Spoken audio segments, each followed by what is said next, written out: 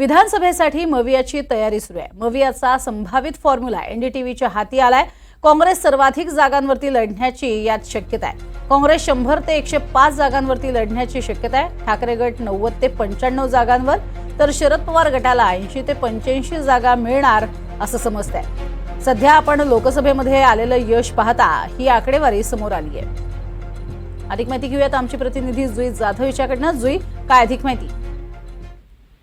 सध्या लोकसभा निवडणुकीमध्ये महायुतीपेक्षा महाविकास आघाडीने चांगली कामगिरी करून दाखवली होती। महाराष्ट्रामध्ये 30 जागा या महाविकास आघाडीच्या निवडून आल्या होत्या। आता तयारी सुरू झालेली आहे विधानसभा निवडणुकीसाठी।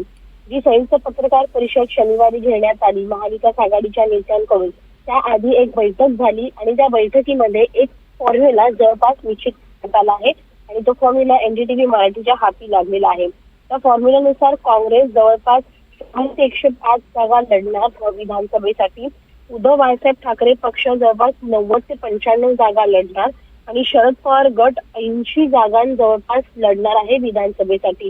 जर आपण हा संपूर्ण फॉर्म्युला पाहिला तर मग लोकसभा निवडणुकीच्या विजयावर आधारित फॉर्म्युला आहे।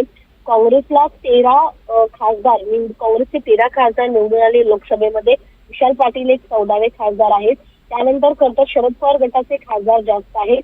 मात्र एकंदरीत विधानसभेचं बळ पाहता शिवसेना उद्धव बाळासाहेब ठाकरेकडे देखील आमदार आहेत बरेच राष्ट्रवादीपेक्षा।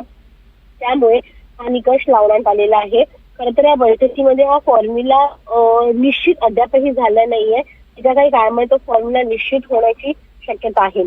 जर आपण महाराष्ट्र वाईज विभागीकरण पाहिलं तर मग विदर्भ, उत्तर महाराष्ट्र, पश्चिम महाराष्ट्र, मराठवाड्यातील काही जागा आणि मुंबईतील काही भागांमध्ये काँग्रेसची ताकद आहे। त्यामुळे तिथे त्यांना जास्त जागा दिल्या जाऊ शकतात। जर आपण उद्धव बाळासाहेब ठाकरे पक्षाचं पाहिलं तर मग कोकणासह मुंबई, मराठवाडा आणि उत्तर महाराष्ट्र, विदर्भातील काही जागांमध्ये त्यांना जागा दिल्या जाऊ शकतात।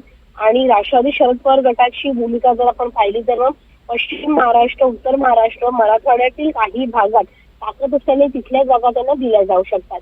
लोकसभा निवडणुकीमधला जर आपण फॉर्म्युला पाहिला तर मग काँग्रेस, विशेष म्हणजे काँग्रेस प्रदेशाध्यक्ष नाना पटोले यांचं वारंवार म्हणणं होतं की मेरिटच्या आधारावर तुम्ही जागा वाटप करा, म्हणजे जिथे जास्त